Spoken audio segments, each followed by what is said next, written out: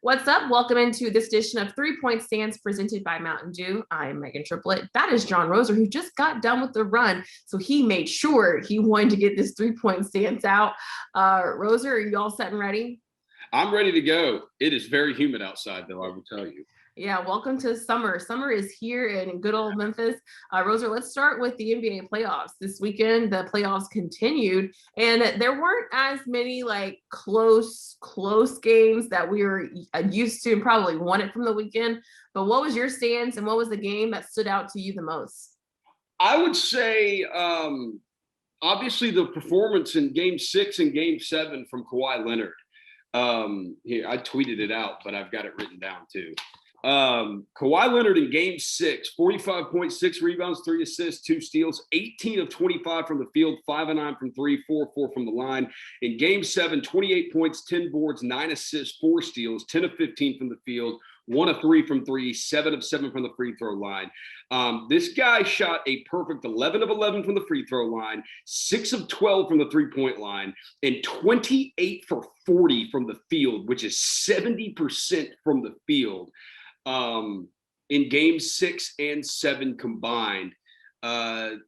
Just 2 monster performances, as they say, putting the team on his back. And I know obviously Reggie Jackson and Marcus Morris, 2 shots that really kind of sealed it and kind of ruined any attempt the Mavericks had at coming back. But those we kind of figured with Luka and Kawhi how the series was going. It was like, which one of these superstars is going to be able to put their man roster, because neither of the rosters are that great, man rosters on their back and carry them to a series victory. And it was Kawhi Leonard. Yeah, for the Clippers, I think the Clippers did what I thought that they were going to do. They beat the team that they should have beaten. The Clippers had a better season throughout this whole entire year, and they didn't play up to par when it comes to the first 2 games of the series. But honestly, no team was able to win on their home court until Game 7. The Clippers were able to get it done. The road team was the victorious team in each home game until Game 7. So for the Clippers, I cannot wait to see them continue in this matchup now against the Utah Jazz. We all want to forget the past. Ty Lewis said it, forget what happened last year. But for us to get there, we got to see this Clippers team be more successful and get the job done. And this Utah Jazz team is going to be a hard team to get through and get around. That series makes it so much more interesting. No. Well, I was just say, yeah, no, you're absolutely right. But it'd be interesting to see, because Kawhi has had those knee and quad injuries over the last couple of years that have caused him. He ends up sitting out a lot of games in the regular season. When he plays like this, if this is you're talking about one of the 3 best players in basketball. When he plays like this, you're talking about absolutely one of the 3 best players in the entire world. And if this is the Kawhi they get in this series, I think the Clippers have a very good chance of winning.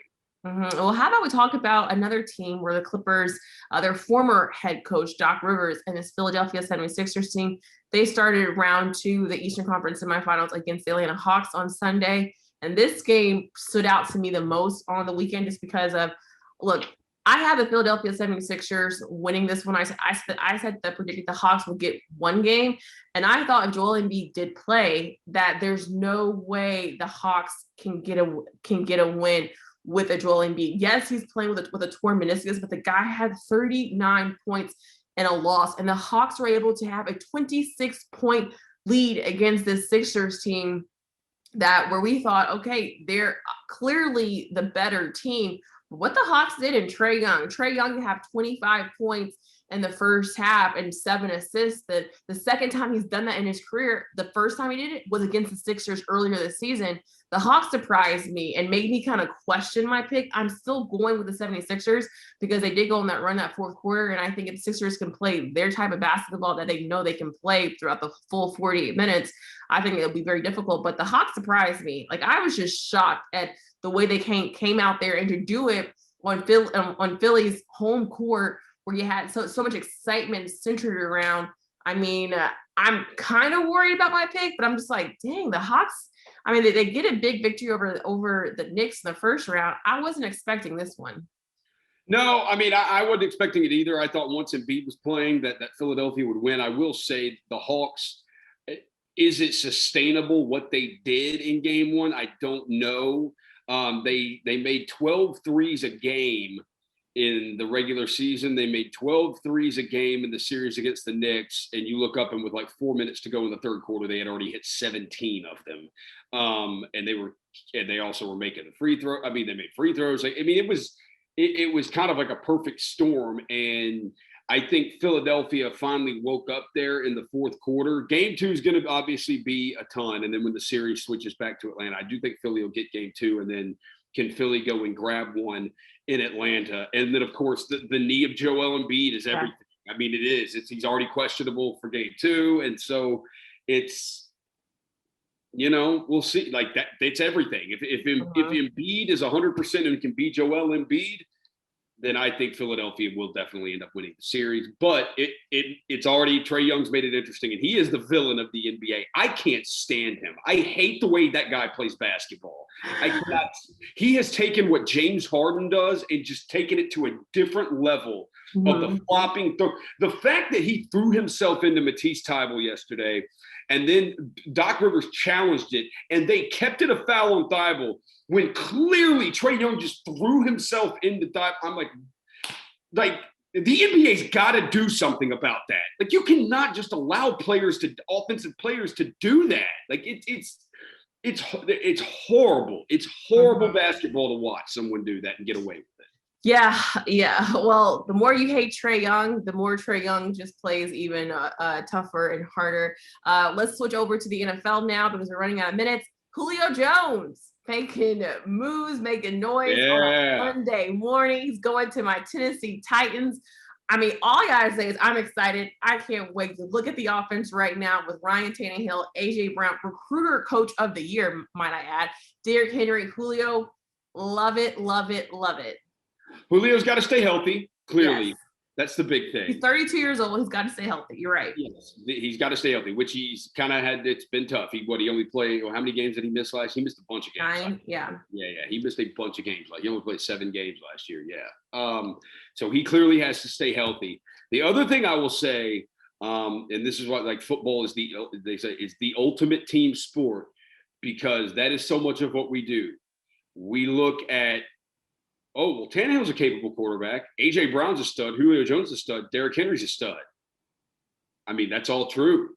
The defense was a big problem for the Titans last year.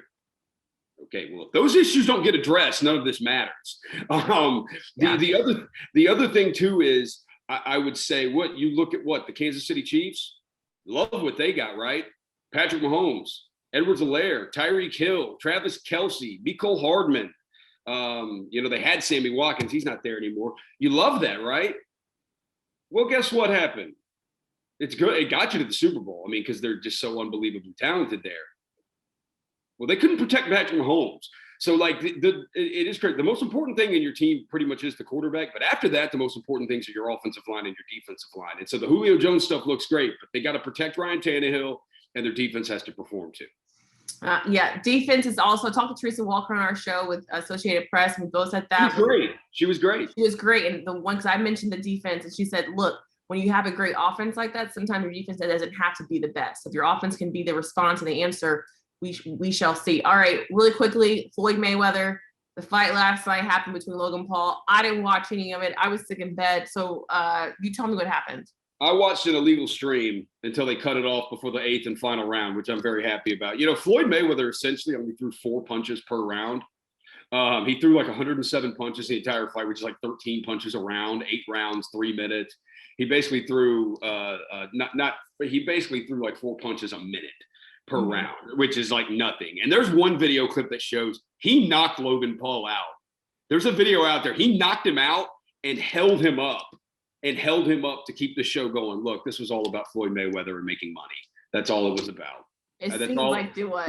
That's what Mayweather cares about. There's a reason his name is Money Mayweather. Like, that's what he cares about. But yeah, it was insanely boring. And if you paid $50 for it, sorry. Oh, sorry. That's all the time we have for this edition of 3 Point Stands presented by Mountain Dew.